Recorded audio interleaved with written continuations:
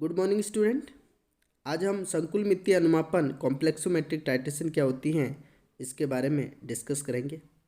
पिछले वाली क्लास में हमने आयोडोमेट्रिक एवं आयोडीमेट्रिक टाइट्रेशन क्या होती हैं उनके बारे में हमने डिस्कस किया था।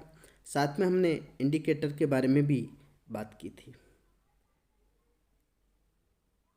संकुल मितीय अनुमापन कॉम्प्लेक्सोमेट्रिक टाइट्रेशन, इसमें सबसे पहले हम संकुल अभिक्रिया क्या होती हैं उसके बारे में बात करते हैं। जो संकुल अभिक्रिया होती है इसमें एक सेंट्रल मेटल होता है और उसके साथ में लिगेंड आके कोऑर्डिनेशन बॉन्ड द्वारा जुड़ते हैं और इससे जो कॉम्प्लेक्स का फॉर्मेशन होता है उसे हम संकुल अभिक्रिया कहते हैं। इन अभिक्रियाओं में धातु आयन से लिगेंड उपसंयोजक बंध द्वारा जुड़ता है और संकुल का निर्माण करता है, वही संकुल अभिक्रिया कहलाती है। ये सेंट्रल मेटल है और ये लिगेंड है और इस सेंट्रल मेटल आयन से जो कि इसके पास वैकेंट ऑर्बिटल प्रेजेंट होता है, इसलिए ये लिगेंड से अब इलेक्ट्रॉन गेन कर सकता है और इसलिए ये जो सेंट्रल मेटल इलेक्ट्रॉन गेन कर रहा है इसलिए इसे लुईस एसिड कहेंगे और लिगेंड यहाँ पर इलेक्ट्रॉन डोनेट करता है इसलिए इसे लुईस बेस कहते हैं। एन यहाँ पर नंबर ऑफ लिगेंड को बताता है जिसे हम कोऑर्डिनेशन नंबर समन्वय संख्या कहते हैं। अब जो ये लिगेंड होते हैं कई तरह के होते हैं, मोनोडेंटेड, बाइडेंटेड, ट्राइडेंटेड और पॉलीडेंटेड या मल्टी डेंटेड बहुदंतुक हो सकते हैं। एक दंतुक लिगेंड क्या होते हैं? वे लिगेंड जो धातु परमाणु से एक दाता परमाणु से जुड़ा रहता है और उसे हम एक दंतुक लिगेंड कहते हैं।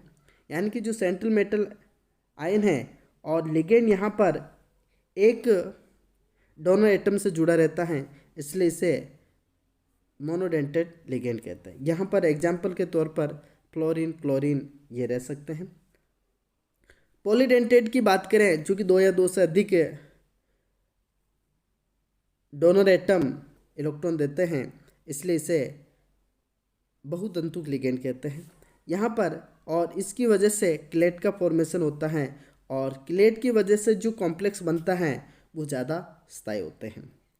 एग्जाम्पल में हम ईडीटी का एग्जाम्पल ले रहे हैं, ethylene diamine tetra acidic acid, ethylene diamine tetra acidic acid.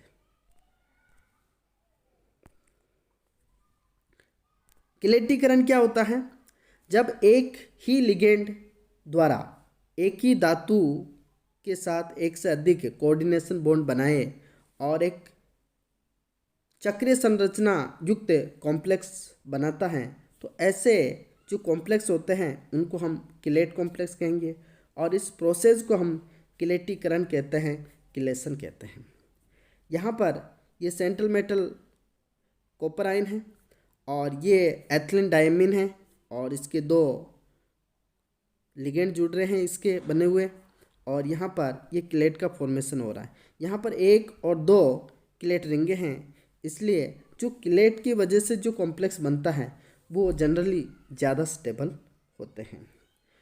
EDTA और इन जो लिगेंड है इनको हम कॉम्प्लेक्सॉन भी कहते हैं और कॉम्प्लेक्सॉन में ईडीटीए देख रहे हैं तो ये ईडीटीए का एग्जाम्पल है और ये इसकी स्ट्रक्चर है।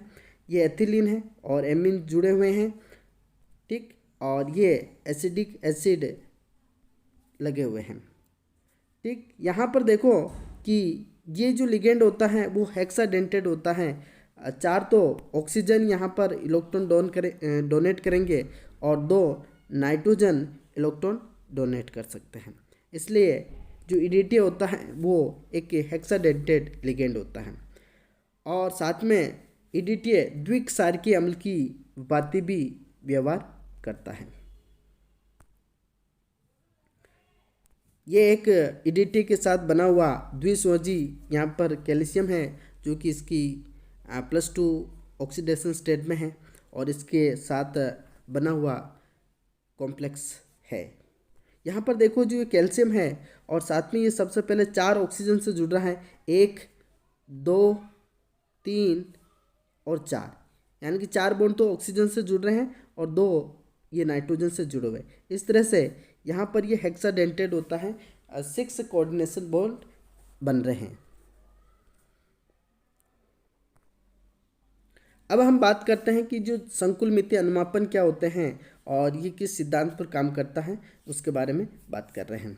यहाँ पर जो कॉम्प्लेक्सोमेट्रिक टाइट्रेशन होती हैं और इसमें एक फ्लास्क लेते हैं और माना कि यहाँ पर हम कोई भी जल लेकर आ जाते हैं, चाहे समुद्र का हो, नदी का हो, अपने कुएं का हो, है ना, नल का हो, यहाँ पर कि उसमें जो पानी उसमें कौन कौन सी अशुद्धियाँ प्रेजेंट हैं उनको हम डिटरमाइन कर सकते हैं इस कॉम्प्लेक्सोमेट्रिक टाइट्रेशन से।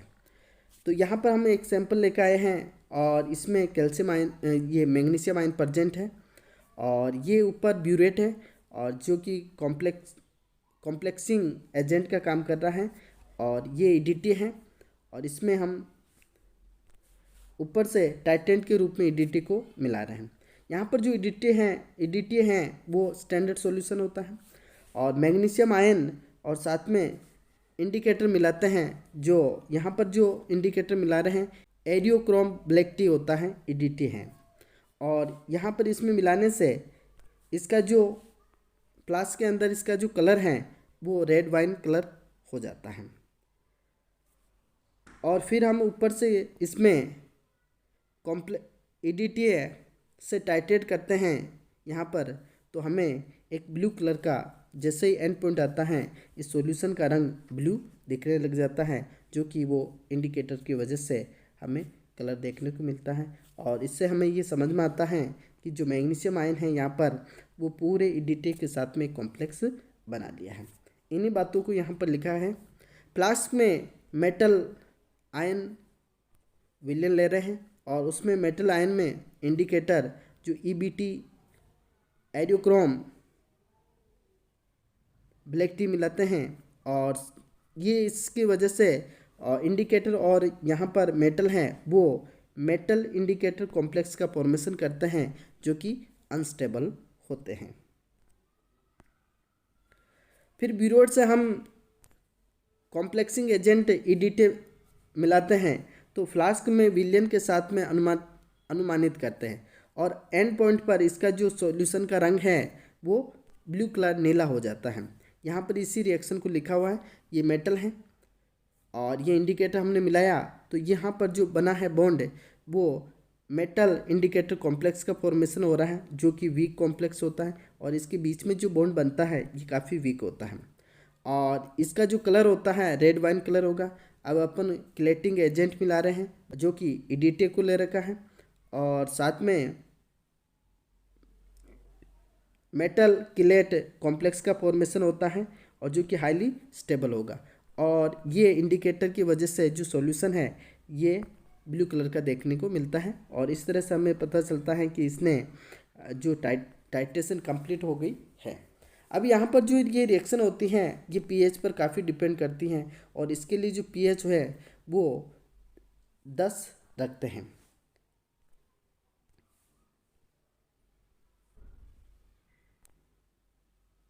यहाँ पर देखो कि जो ईडीटी कॉम्प्लेक्स होते हैं वो अलग अलग पीएच के साथ में अलग अलग कॉम्प्लेक्स बनाते हैं और जनरली उनके साथ स्टेबल होते हैं।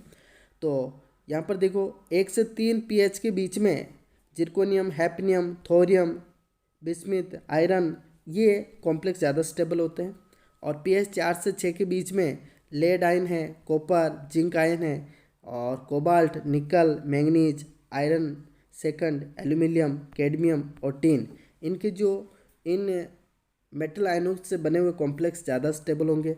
और 8 से 10 के बीच में कैल्शियम, स्ट्रोंशियम, बेरियम, मैग्नीशियम। अभी हमने मैग्नीशियम की बात की है तो यानी कि इसकी पीएच कितनी होती है, 10 होती है। तो इस स्थिति में जो इस पीएच में जो बने हुए कॉम्प्लेक्स होते हैं वो ज़्यादा स्टेबल होते हैं। यहाँ पर एक बात लिखी हुई है कि द्विसंयोजी धातु तथा ईडीटी के संकुल दुर्बल अम्लीय या क्षारीय विलयनों में ज़्यादा स्टेबल होते हैं, जबकि एवं चतुर्संयोजी धातु आयनों के जो ईडीटी संकुल बनते हैं वो अत्यधिक अम्लीय माध्यम में ज़्यादा स्थायी होते हैं। यानी कि ये जो मीडियम है, यानी कि 1 से 3 का pH आ रही है, यानी कि ये ज़्यादा एसिडिक है।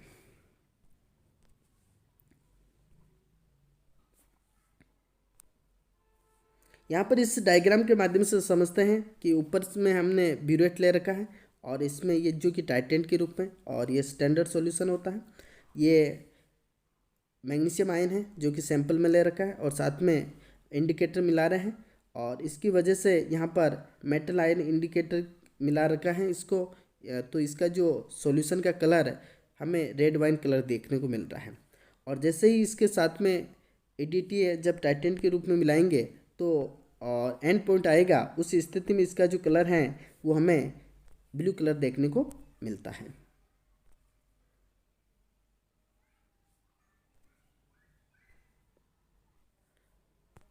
अब हम यहाँ पर EDTA के गुणों के बारे में डिस्कस करते हैं।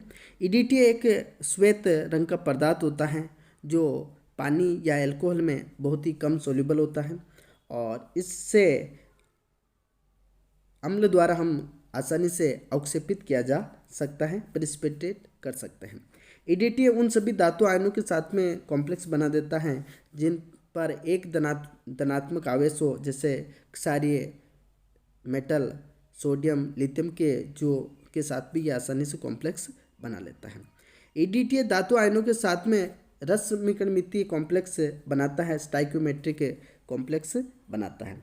EDTA एक अवर्णनात्मक रिएजेंट होता है, अनसेलेक्टिव रिएजेंट होता है, क्योंकि ये सभी के साथ में क्या करता है कि कॉम्प्लेक्स का फॉर्मेशन करता है। जैसे हमने जल का कहीं से सैंपल के रूप में जल लेके आए हैं और उसमें मैग्नीशियम है, कैल्शियम है, जिंक आयन है, निकल है, तो ये क्या करता है कि सभी के साथ में कॉम्प्लेक्स का फॉर्मेशन कर रहा है ना। तो इसलिए इसको क्या बोलते हैं, अवर्णनात्मक अभिकर्मक अनसेलेक्टिव रिएजेंट कहेंगे, क्योंकि ये अनेक द्वि, त्रि और चतुर्थ संयोजित धातु आयनों के साथ में ये संकुल का फॉर्मेशन कर देता है।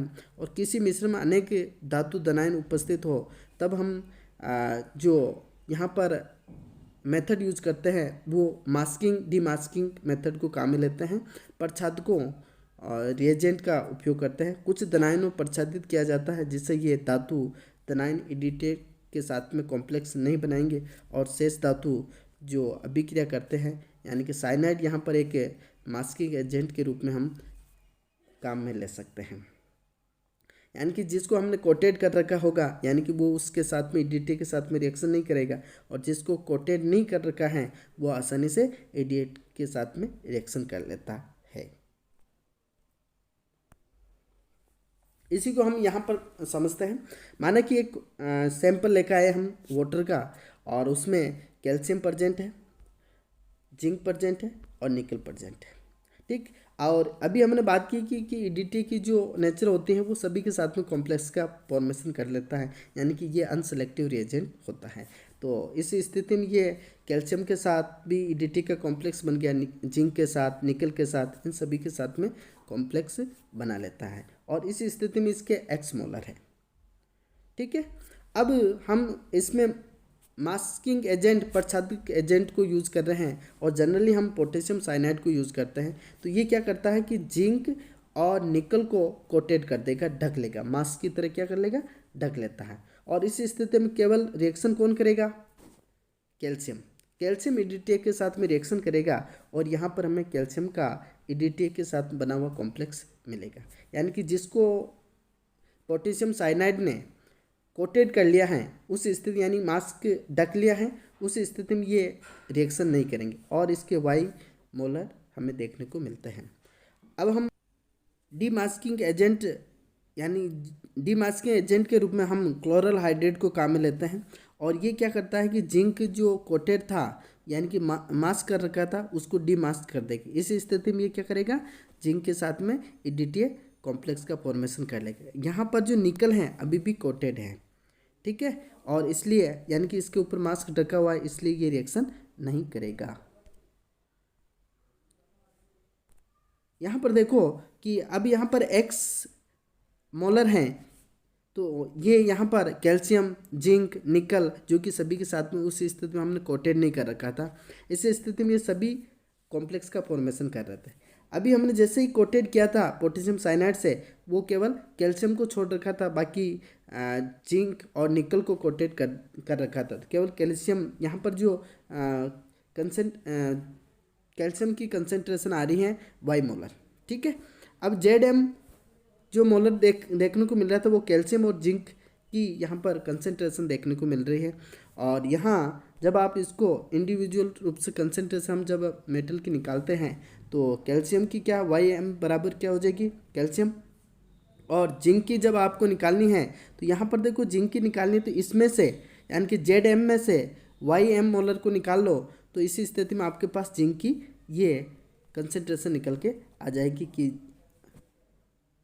और यहाँ पर अब आपको निकल की निकालनी है तो यहाँ देखो कि ये वाली ZM और ये यहाँ पर क्या है XM में क्या है कैल्शियम जिंक और निकल सारे की मोलर कंसेंट्रेशन है, ठीक। इसी स्थिति में आप क्या करो कि इसको आप निकाल लो, तो यहाँ पर इसमें से XM में से ZM को बाकी निकालोगे तो यहाँ पर निकल की आपके पास में इसके निकल के मोलर निकल के आ जाएंगे, यानी कि इसकी कंसेंट्रेशन आपको पता चल जाएगी। इस तरह से हम एक ही सॉल्यूशन के अंदर एक से ज़्यादा जो आयन प्रेजेंट हो तो उस स्थिति में हम मास्किंग डीमास्किंग का उपयोग करते हुए हम उन आयनों को टाइटेट करके आइडेंटिफाई करने का प्रयास करते हैं। ईडीटी के जो अनुमापन होते हैं वो कई तरह के होते हैं, जैसे प्रत्यक्ष अनुमापन जो डायरेक्ट टाइटेशन करते हैं। तो इसी स्थिति में इस विधि में हम जो सेंट्रल मेटल आयन जो धातु होता है उसको हम टाइटेट कर रहे हैं, और इसमें जो ईडीटी लेते हैं वो स्टैंडर्ड सॉल्यूशन के रूप में काम में लेते हैं, और सूचक के अंदर हम जो ईबीटी को मिलाया था, और वही जो सबसे पहले हमने समझा था वही यहाँ पर एग्जाम्पल है।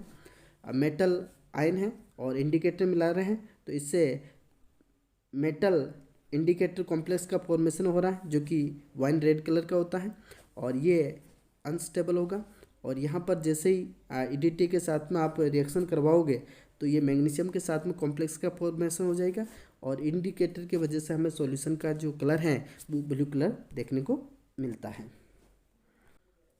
पश्च अनुमापन, पश्च टाइटेशन क्या होती हैं उनके बारे में हम बात करते हैं कि अगर ये ईडीटी के साथ में कोई जो मेटल आयन है वो डायरेक्ट रिएक्शन नहीं करते हैं तो उस स्थिति में हम बैक टाइटेशन को काम में लेते हैं।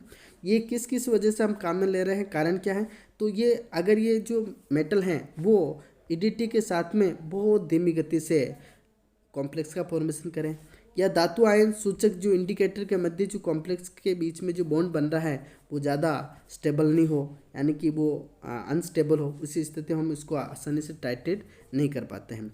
तो इस अवस्था में हम पश्च बैक टाइटेशन को काम में लेते हैं। यहाँ पर ईडीटी की निश्चित आधिक्य मात्रा में धातु आयन विलयन को मिलाते हैं और इसमें सूचक इंडिकेटर मिलाएंगे, और ईडीटी के आधिक्य में उचित धातु लवण विलयन द्वारा पश्च टाइटेशन की जाती है। और जो बैक टाइटेशन में हम काम में लेते हैं जिंक सल्फेट है, मैग्नीशियम सल्फेट का इनको उपयोग में लेते हैं। यहाँ पर देखो कि ये माने कि जो ये सैंपल है इसमें M मैंगनीज मान लो कि मैंगनीज है, और इसमें हमने ईडीटी ऊपर से मिला रहे हैं, और माना कि ये 80% तो काम कर रहा है और 20% हमने बाहर से मिला रहे हैं, तो उसके साथ में इसने रिएक्शन की है, एक्सेस में ईडीटी मिलाया है, तो इस वजह से ये जिंक के साथ में यहाँ पर जिंक के साथ में रिएक्शन कर लेगा। तो यानी कि अगर इसने 20% जिंक के साथ में रिएक्शन की है तो बाकी जो बचा हुआ है वो अपने सैंपल के साथ में रिएक्शन की होगी DTN है, तो इस वजह से इससे अपन आइडेंटिफाई कर लेते हैं कि यहाँ पर जो अदर मेटल आयन है वो 80% प्रेजेंट है।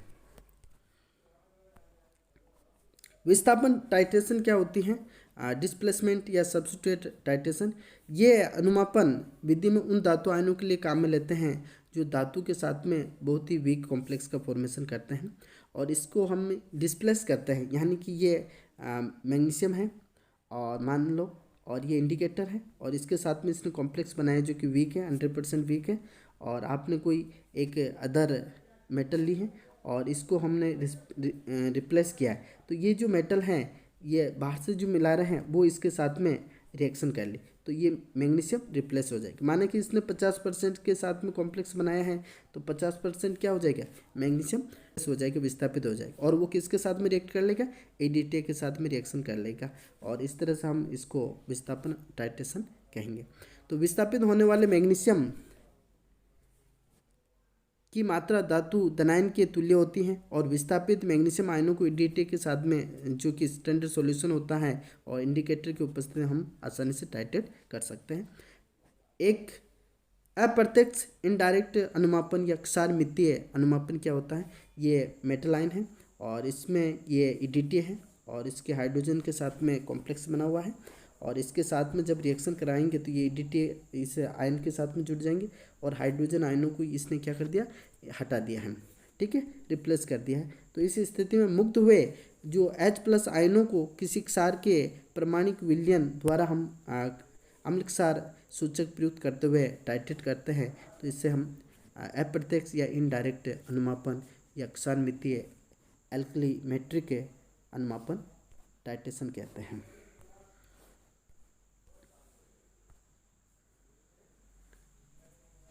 अब इनकी कुछ एडवांटेज डिसएडवांटेज क्या हैं इसके, तो यहाँ पर हम लाभ क्या है इसके, तो ये साधारण मेथड होते हैं और इससे जो रिजल्ट मिलते हैं वो हमें एक्यूरेट रिजल्ट देखने को मिलते हैं और साथ में विलयन में उपस्थित धातु आयन का आसानी से हम पता लगा सकते हैं।